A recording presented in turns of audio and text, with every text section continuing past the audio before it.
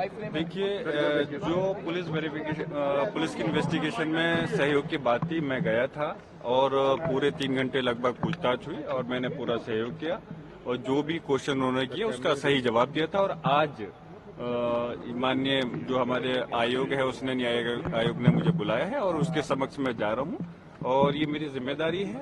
यकीनन जो भी अपना वो सवाल पूछना चाहते हैं वो उसका मैं जवाब अपना मुकम्मल दूंगा। इस प्रश्न को आप कितना गंभीर मानते हैं कि वो जो हिंसा हुई थी, हिंसा में आपको जिम्मेदार मान रहे हैं? कौन जिम्मेदार मान रहे हैं? नहीं, पूछताछ हो रही है। नहीं, मैं आपसे सवाल कर रहा हूँ। आपने सवाल किया कि जिम्मेदार मान रहे हैं, जिम्मेदार कौन मान रहे हैं? सदर का जो बयान था पूछताछ में सस्पेक्ट आया, उसमें कहा गया है कि आपने भीड़ इकट्ठी करवाने आप ये बताइए, आप सम्मानित पत्रकार बंधु हैं, जो 161 का बयान होता है उसके अंदर जो भी बयान देता है उसके कोई सिग्नेचर होते नहीं है।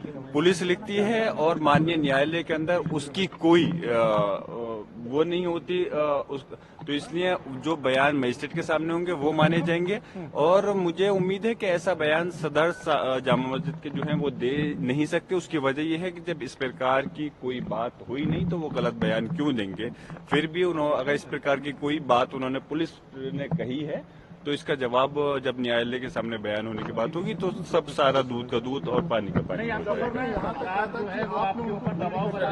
देखिए, मैं पूछना चाहता हूँ जफर साहब ने आपके सामने मैं देखिए चारों तरफ है तो इसलिए मैं चारों तरफ को अपना मैं मुखातिब होकर कह रहा हूँ। सवाल उन्होंने किया है तो पुलिस प्रशासन आपके सामने, तो मेरे सामने या आपके सामने अभी तक जफर साहब ने ऐसा कोई बयान नहीं दिया है।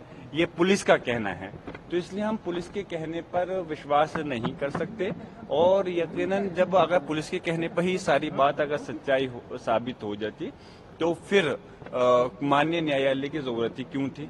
तो इसलिए जो चीज की सच्चाई होनी है, जो रिपोर्ट लिखी गई है या वो है, तो उसको साबित न्यायालय के अंदर करना है कि उसके अंदर क्या सच्चाई है और क्या गलत। भाई साहब, क्या पुलिस और प्रशासन आपको फ्रेम करना चाह रही है? ऐसा लगता है फ्रेम करना चाह रही है आपको लोग?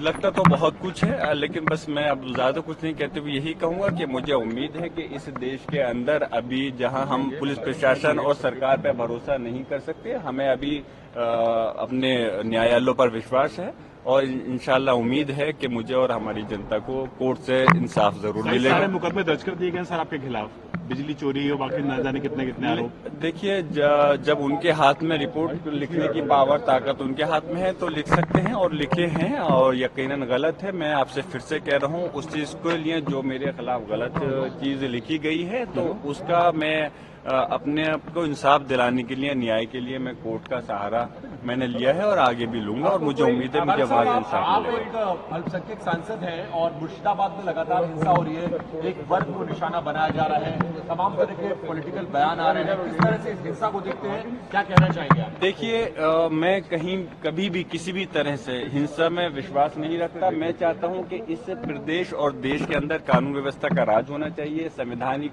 तौर पर ऊपर सब लोगों को चलना चाहिए और कोई भी अगर मामला है, मिसाल के तौर पे अगर जैसे हमारे वक्फ का मामला है, कानून का मामला है, तो हमने जैसे कि अपने संभल का मसला था तो भी हमने न्याय की शरण ली थी और न्यायालय की शरण ली थी और इस मसले में भी सुप्रीम कोर्ट हम गए हैं और इस उम्मीद से गए हैं कि जहां कुछ गलत हो रहा है तो हमें कोर्ट के जरिए से इंसाफ मिलेगा। आज सुनवाई भी है, तमाम हाँ, सुनवाई है, उसके अंदर मैंने भी पिटीशन दायर की है और यकीनन यही इसी उम्मीद से की है कि उसके अंदर कि इंसाफ मिल सके। मैंने भी सुलेमान साहब ने पिटीशन दायर की थी और उसकी मेरी तरफ से वो सलमान खुर्शीद साहब जो हैं वो इस केस को देखेंगे, लड़ेंगे और इंशाल्लाह उम्मीद करता हूं कि न्यायालय से हमें इंसाफ मिलेगा। के ऊपर और आपके परिवार वालों के ऊपर लगातार मुकदमे हो रहे हैं, बिजली चोरी का मुकदमा हो और मकान का नक्शा ना बनवा रहा हो, मकान को गिराने की बात कही जा रही है, क्या इंटेंशनल आपको निशाना बनाया जा रहा है? मैं समझता हूँ